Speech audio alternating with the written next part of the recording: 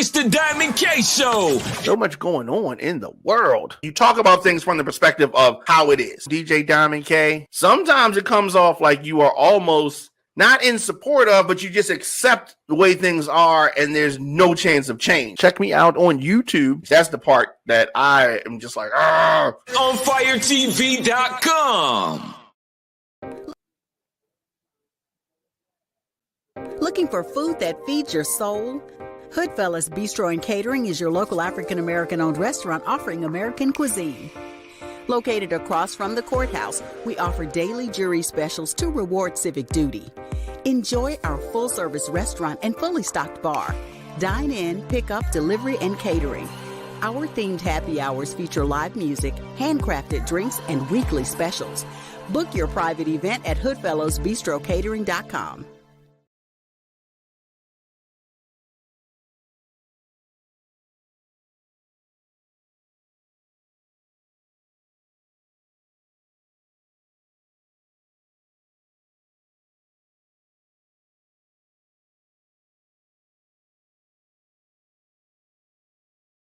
On, of course, you man Diamond K in here. The Diamond K Show on fire-tv.com, on fire-tv.com. Well, it is done. The Georgia runoff elections have unfolded, and we saw the way things shook out. Of course, Senator Warnock defeating Herschel Walker in last night's runoff election. I'm definitely going to say that it was a surprise how many people voted for Herschel Walker. I'm surprised at how many people voted for Herschel Walker. I am. They knew what type of person he was. They didn't care. They knew that he had a shady past. They did not care. They knew that he was not up for the job, but they did not care. They voted for him anyway. Voted for him anyway. So Herschel Walker, he did concede. He did give acknowledgement that he didn't get the most votes. He lost. And normally that's not even a big thing. Normally we wouldn't even mention that. But the fact that you have so many Republicans that are buying into Trump's lies, some of them are trying to do the same thing. So we have to congratulate folks when they do the obvious.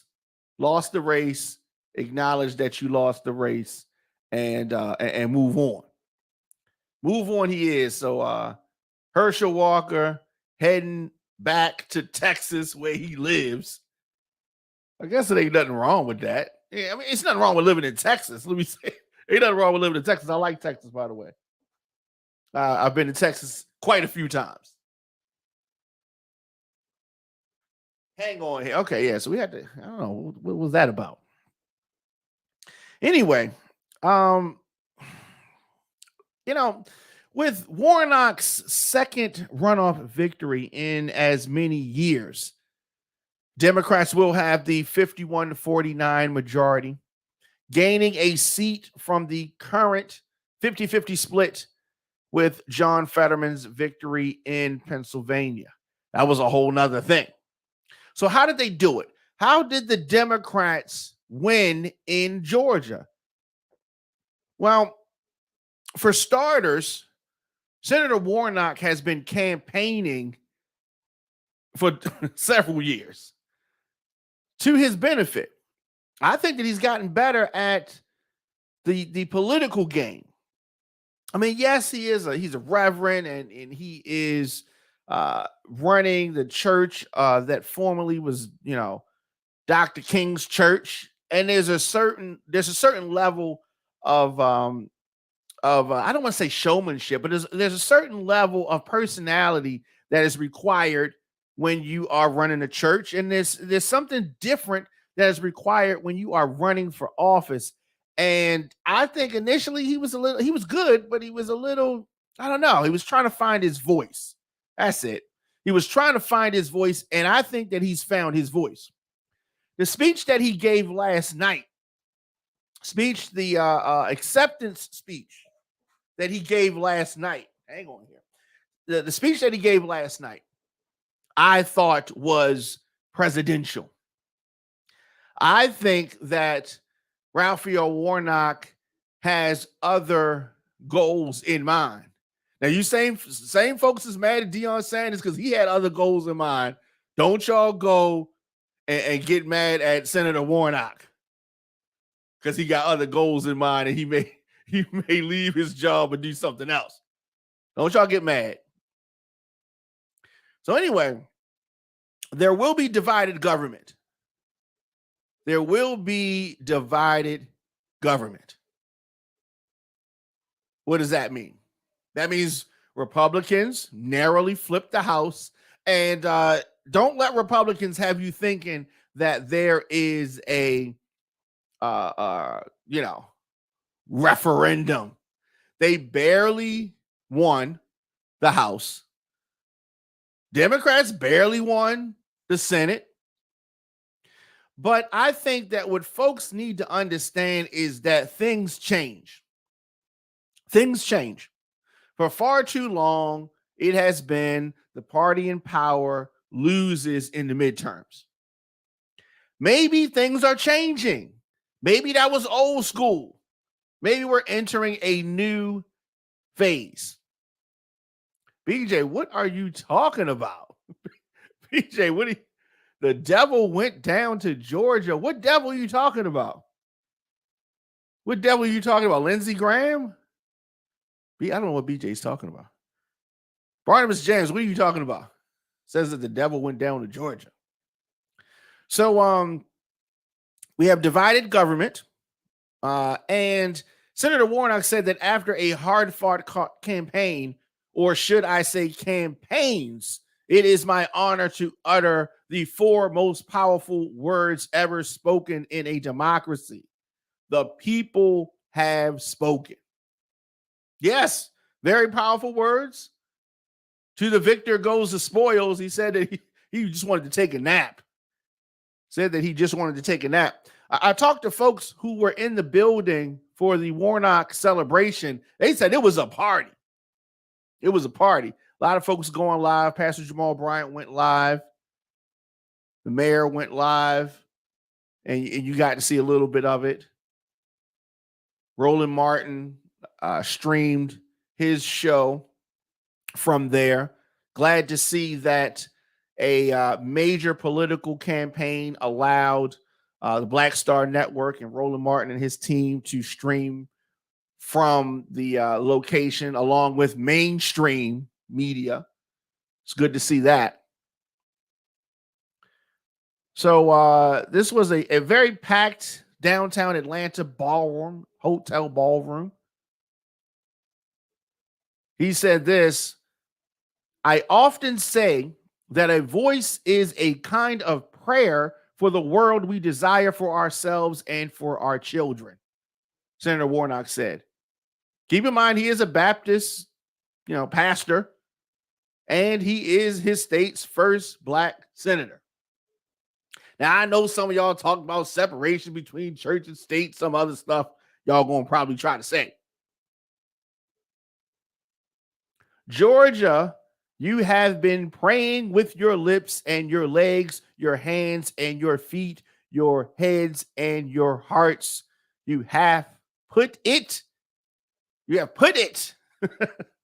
in the hard work, and we are standing here together. Now, before I have some Republicans, some GOP folks, coming in these comment sections talking about separation of church and state, y'all Republicans can't say nothing about that as much as y'all bring God into politics. So I think this is, I thought y'all would have liked this. Y'all conservative Christians, I thought y'all would have liked this. Yes, the senator is also a pastor. I thought y'all liked that. So the election season is finally over. Now you can get back to starting it up again for the 2024. But for right now, it is over.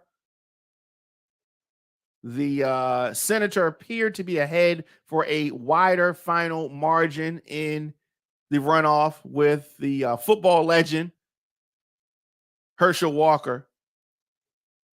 And there was a whole bunch of controversy surrounding him.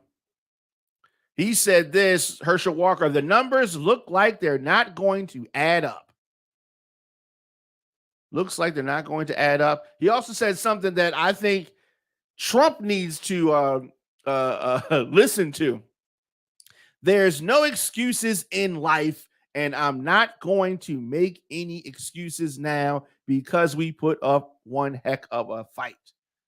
But if he talked with this much sense, maybe he could have got a different outcome. He didn't normally talk like this. Had he been playing down the dumb card that the Republicans wanted him to play, is he really smarter than he had been acting? I don't know. But Democrats' Georgia victory solidifies the state's place as a deep South battleground. Republicans and Democrats are going to be fighting over Georgia for some time to come. Senator Warnock, how did he win? Well, he kind of played the middle. He spoke to independents. He spoke to some Republicans. He wanted some Republicans to see that, he's bipartisan. Clearly, some Republicans voted for Senator Warnock. But this was a close race. Yes,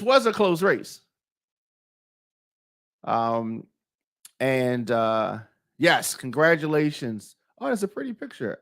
Ms. Hines, congratulations to Senator Warnock. Absolutely. So Walker's defeat bookends the Republican struggles this year. They've had flawed candidates in Trump's mold. And let me say this, honestly, I hope that Republicans continue to champion Donald Trump. Because as long as y'all do that, it is going to help the country and help Democrats. Y'all can continue down the same path. They ain't learned their lesson yet. They ain't done yet. Keep it going. Don't get rid of Trump. I hope Trump's the nominee. I hope he's the nominee. Because y'all really going down. They're really going down. Really going down. Democrats' new outright majority in the Senate means that the party will no longer have to negotiate a power-sharing deal with Republicans. Won't have to rely on VP Harris to break the tie votes. Won't have to kiss up to Joe Manchin and Kyrsten Sinema. Won't have to worry about that. The other thing that's so strange to me with Republicans have let Trump convince them that there should be less ways that they should vote. Less ways, right? Some of these Republicans are older. They would rather vote earlier. But Trump has brainwashed y'all into thinking that y'all don't have to vote. You only can vote the day of. And it's so ridiculous. More people voted early than the day of. This is how and why y'all lose. Listening to Trump. And I hope y'all continue to listen to Trump. Let me say that. I hope y'all continue to listen to Trump, because as long as y'all doing that, y'all going to take the L. Take the L.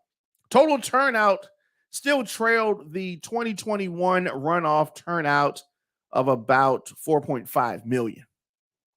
Voting rights groups pointed to changes made by state lawmakers after the 2020 election that shortened the period for the runoff from 9 weeks to 4.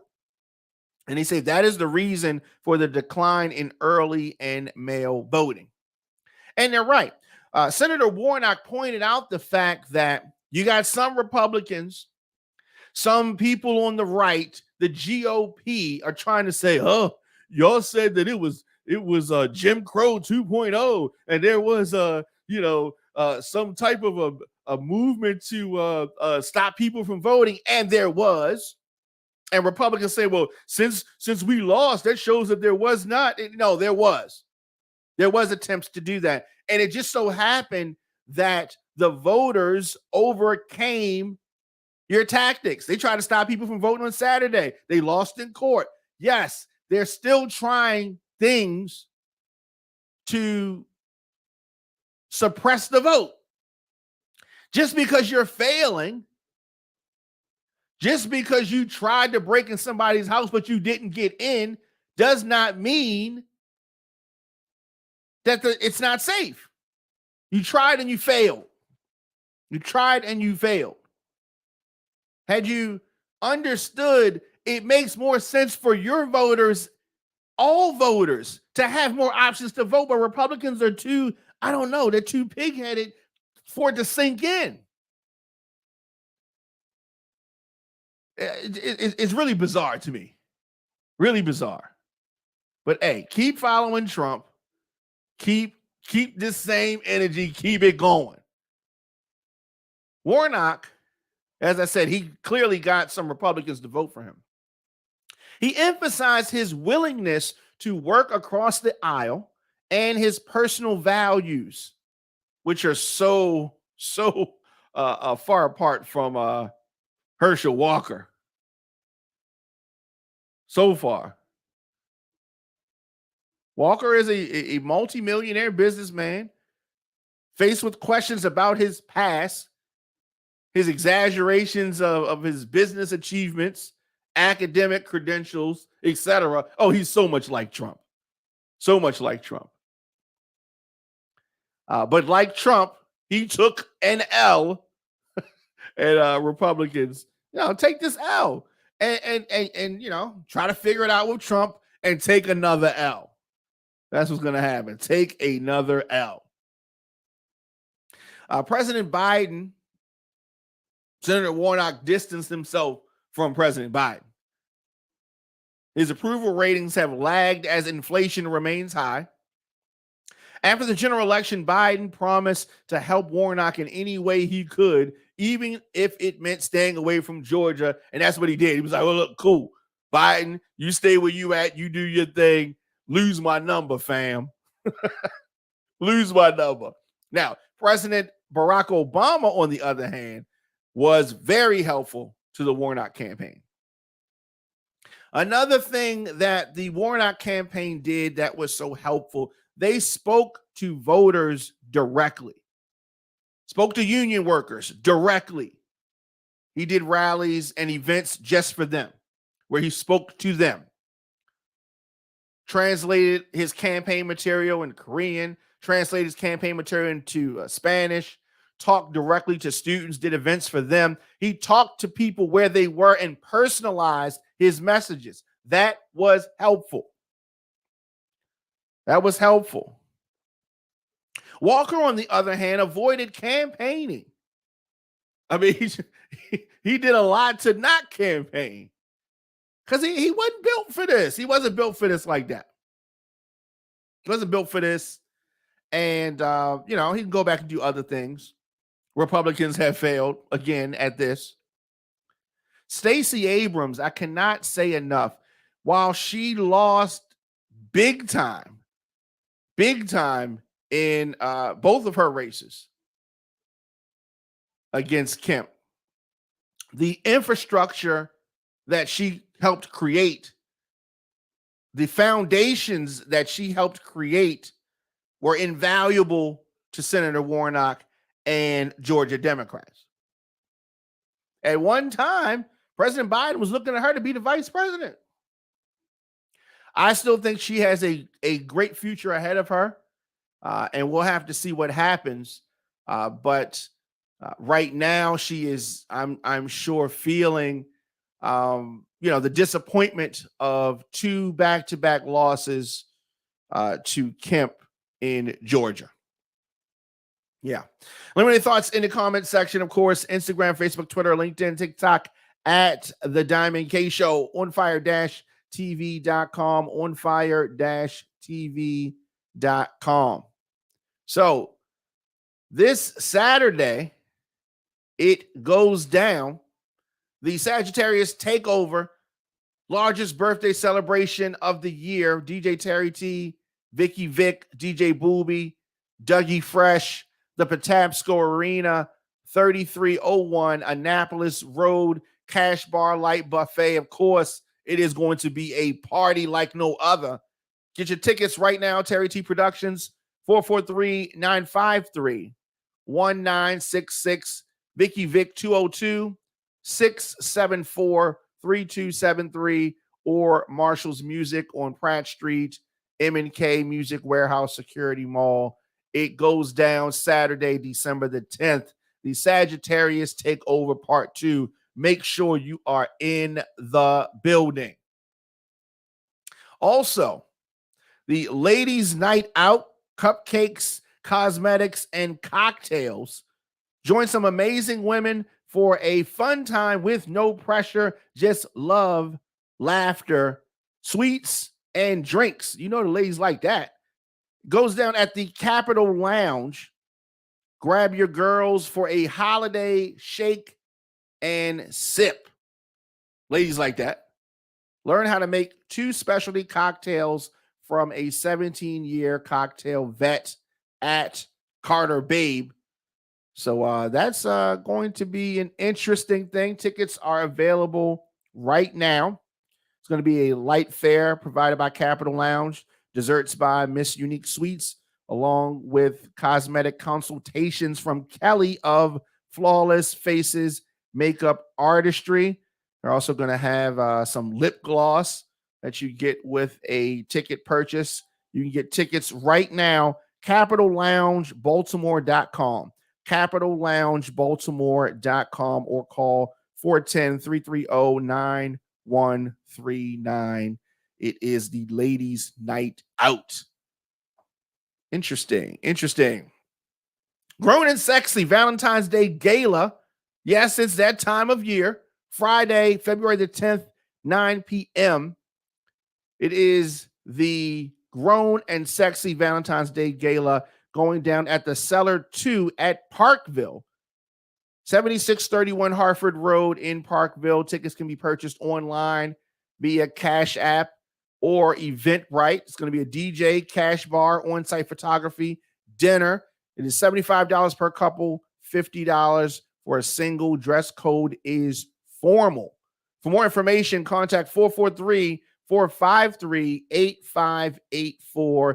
It is the Grown and Sexy Valentine's Day Gala. A lot of things going on. Let's do this. Take a quick break, and we'll come back with more of the show after this.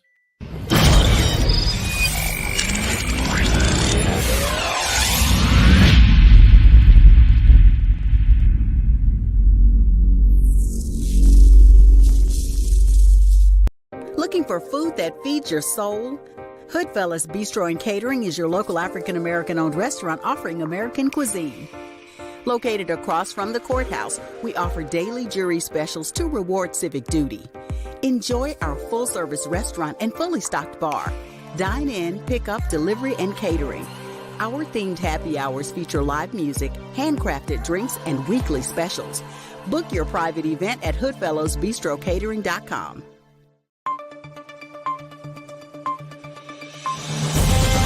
You're watching OnFire-TV.com, featuring news, interviews, and entertainment. Broadcasting from Radio On Fire Studios in Baltimore, Maryland, here's your host, Diamond K.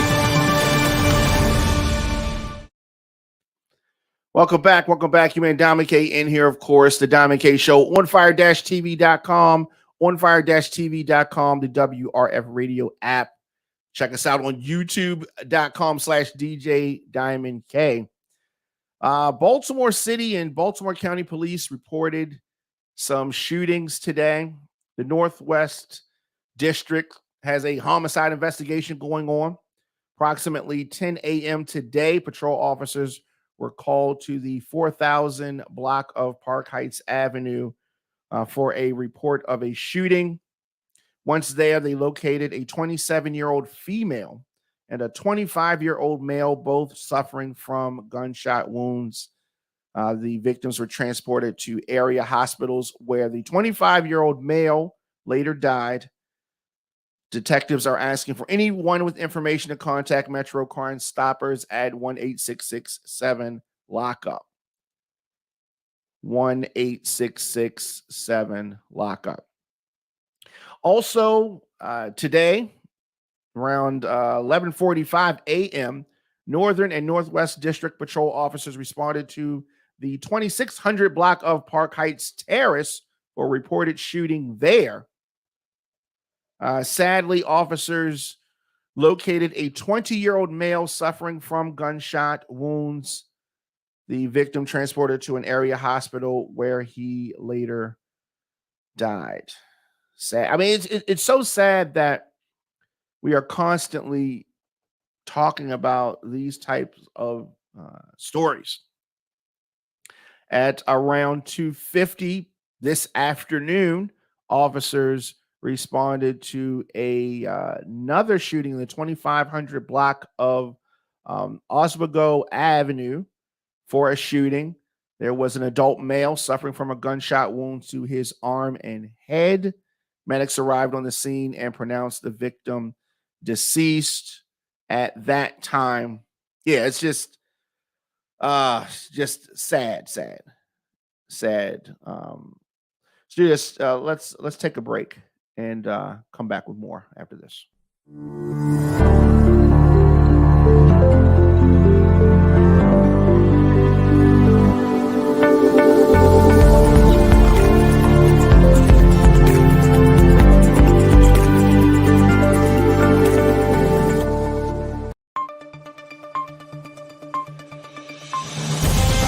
You're watching OnFire-TV.com, featuring news, interviews, and entertainment. Broadcasting from Radio On Fire Studios in Baltimore, Maryland, here's your host, Diamond K. Welcome back to the show. Your man Diamond K in here, of course, OnFire-TV.com, OnFire-TV.com. So we were talking about dumb Donald Trump, right? And we were talking about him on the other side. And, you know, he's been having a bad few weeks. Today, 2 documents with classified markings, two more documents found in one of his storage units now, during a search by a team hired by the former president. I mean, it just doesn't. Are you surprised, though? Are you surprised that he still has documents hidden? These documents were handed over to the FBI. No other documents with classified markings were found during a search of 4 of Trump's properties. The discovery of the documents first reported by the Washington Post.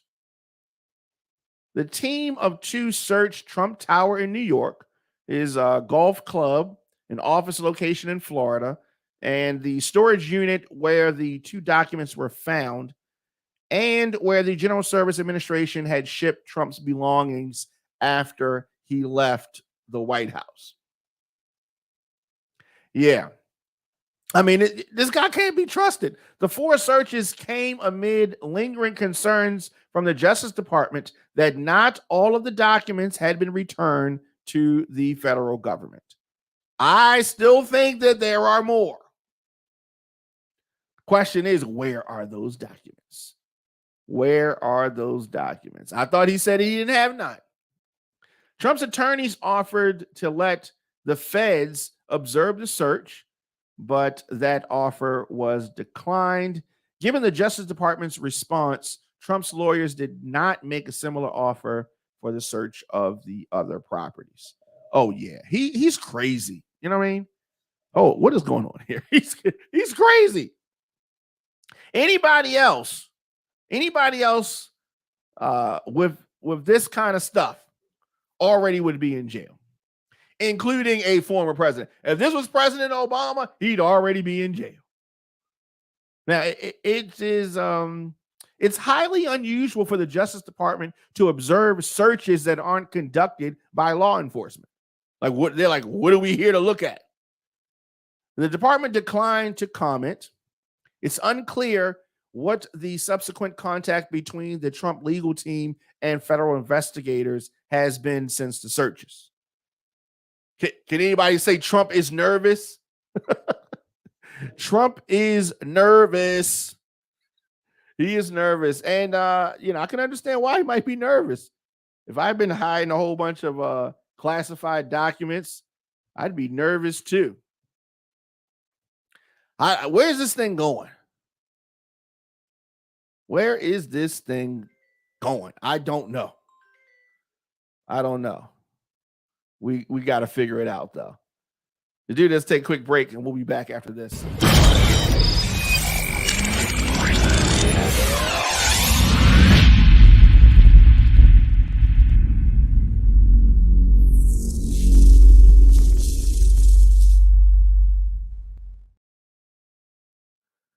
So, Arkansas, a small town in Arkansas, has done a historic thing, and they have elected the youngest black mayor in the country, 18-year-old Jalen Smith. Yes, he looks like a baby. Does he look like a baby? 18 years old. And he has been elected. Voters in the small town of Earl, Arkansas, elected him. There was a runoff election last night. We were talking about the runoff election in Georgia. There was a runoff election in Arkansas as well. Now, come January, he will be the mayor of the city of Earl. It's about 2,000 people that live there. So congratulations to him. According to the election results, he managed to receive a little bit more votes than his. He received 218 votes, while his opponent, Nemi Matthews Sr., won 139 votes. The announcement came, and he did a post on his Facebook page. Citizens of Earl, Arkansas, it's official. I am your newly elected mayor of Earl, Arkansas. It's time to build a better chapter of Earl, Arkansas. I would like to thank all my supporters for stepping up and getting people to the polls, he said. I am truly grateful for you all. Yeah, so this is interesting. Matthews, who served as his opponent, who served as a street superintendent for 30 years, told WKRC that he and the 18-year-old were friends and that their families have known each other for years. There's no animosity or anything, he said, for me and Jalen. Matthews said everything has been cordial. If I can help him do anything, I'll do it. And likewise with him. According to Smith's Facebook page, he's held various leadership positions throughout middle and high school, including president of his school's student government association.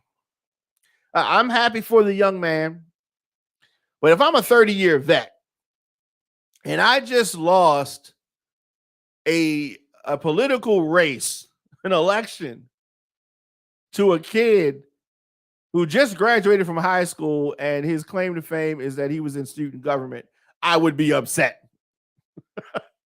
I would be upset, but congratulations to this young man. He is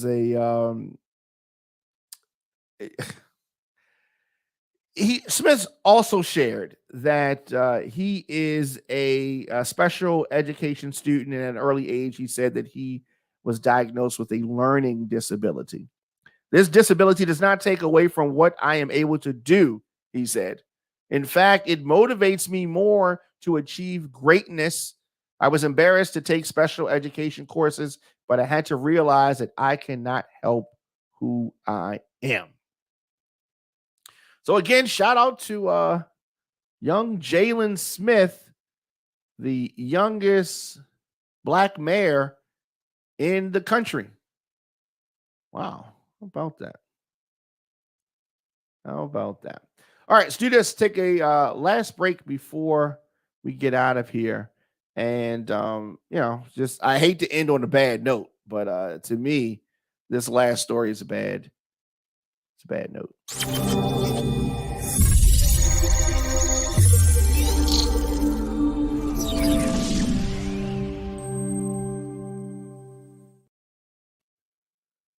Welcome back.